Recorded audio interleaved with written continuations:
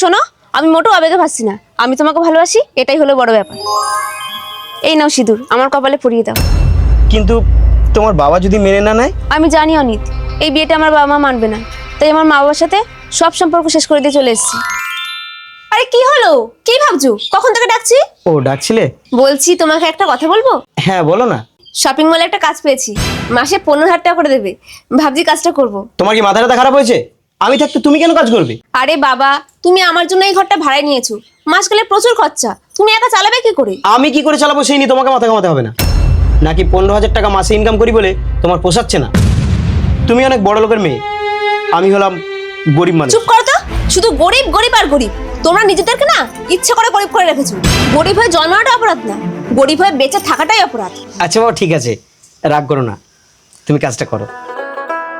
আরে তুমি কাজে বেরিয়ে পড়েছো? হ্যাঁ। বলছি তোমাকে একটা কথা বলবো, তুমি রাখবে? হ্যাঁ বলো।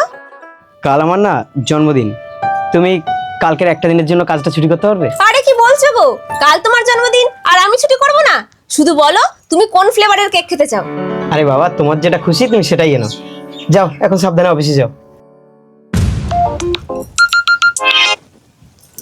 হ্যাঁ ম্যানেজার সাহেব বলুন। কাল দুপুরে স্টেশনে আমার সাথে মিট করতে পারবে? স্যার, আমি তো ভাবছি কালকে আমি ডিউটি করব না, কাল আমার হাজবেন্ডের বার্থডে। অদ্ভুত মেয়ে তো তুমি, এত ভালো সুযোগ তুমি হাতছাড়া করবে? গরিবী চিন্তা না এবার মাথা থেকে দূর করো। আসলে অফিসে একটা এমার্জেন্সি কাজ পড়েছে তো, আমাকে যেতেই হবে। তুমি কোনো চিন্তা করো না, আমি সন্ধ্যার আগেই ফিরে আসবো। এতে 1,00,000 টাকা আছে, এটা তোমার বোনাস। আর তুমি যদি আমার শর্তে রাজি হও তাহলে তোমাকে আমি আরও উঁচু পোস্টে নিয়োগ করব। হ্যাঁ স্যার, বলুন না আমায় কি করতে হবে।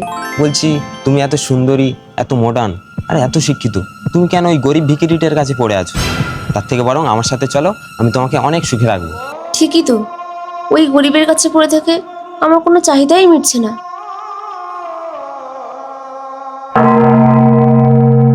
দাঁড়াও। স্যার আমাকে মাফ করে দিন, ভুল করে ম্যাডামের হাতটা একটু টাচ করে ফেলেছি। স্যার মানে?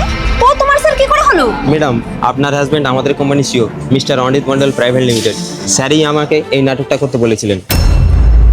আর এই নাটকটা না করলে আমি কোনোদিনও আমার জীবন সঙ্গিনীর আসল চেহারাটা ধরতে পারতাম না। ম্যানেজার, আজ থেকে তোমার মাইনে 70,000। কি বড় লোকের বেটি, গরিব হয়ে জন্মানোটা কোনো পাপ নয়, গরিব হয়ে বেঁচে থাকাটা পাপ, তাই না? পতিতার পেটে মেয়ে সন্তান জন্ম হয়েছে বলে সেই মেয়েটা যে বড় হয়ে পতিতা হবে এটা কোনো কথা নয়। পতিতা হয় তার স্বভাব আর অভাবে, যা তোমার মধ্যে দুটোই রয়েছে। বন্ধুরা মনে রাখবেন, যে মেয়ে তোমার জন্য নিজের বাবা মাকে ত্যাগ করবে সেই মেয়ে তোমায় ছাড়তে 1 সেকেন্ডও সময় নেবে না। ধন্যবাদ।